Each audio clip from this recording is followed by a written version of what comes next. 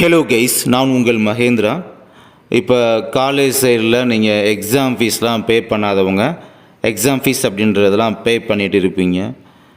அதுக்கப்புறம் இப்போ நாளைக்கு உங்களுக்கு ப்ராக்டிக்கல் அப்படின்றது ஸ்டார்ட் ஆகுது.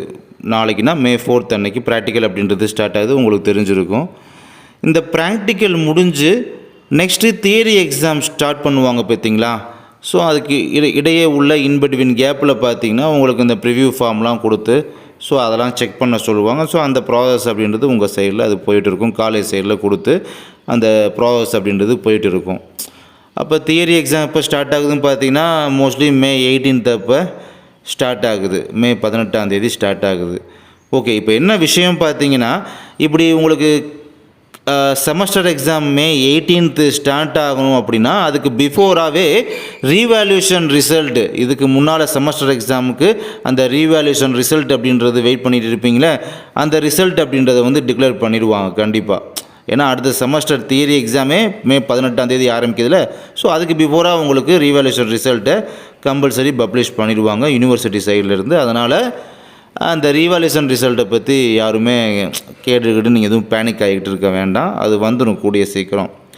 எனக்கு தெரிஞ்சு நான் கேள்விப்பட்ட வரை பார்த்தீங்கன்னா ஏப்ரல் எண்டில் ரீவேல்யூஷன் டியூட்டி அப்படி நடக்கணும் முன்னால் சொல்லிட்டு இருந்தாங்க. ஸோ அப்படி ஏப்ரல் எண்டில் அந்த டியூட்டி போட்டு ரீவேல்யூஷன் ஃபினிஷ் ஆகியிருந்தது அப்படின்னா இப்போ இந்த அப்லோடிங் ஸோ இந்த மாதிரி விஷயங்கள்லாம் ப்ராசஸ் அப்படின்றது போயிட்டு இருக்கும். அப்படி பார்க்கும்போது உங்களுக்கு வரக்கூடிய 8 அதாவது May 8 அன்னைக்கு பார்த்தீங்கன்னா ரீவேல்யூஷன் ரிசல்ட்டை நீங்கள் எக்ஸ்பெக்டேஷன் அப்படின்றது வச்சுக்கலாம். இல்லை ஏப்ரல் எண்டில் ரீவேல்யூஷன் டியூட்டி, அந்த ரீவேல்யூஷன் பண்ணக்கூடிய டியூட்டி நடக்கலை, இப்போ நடக்க போகுது, இல்லை இப்போ நடந்துகிட்டு இருக்குது அப்படின்னா, இப்போ இனிமேல் நடக்க போகுது அப்படின்னா அந்த ரீவேல்யூஷனுக்கான ரிசல்ட் அப்படின்றது எப்போ டிக்ளேர் பண்ணுவாங்கன்னா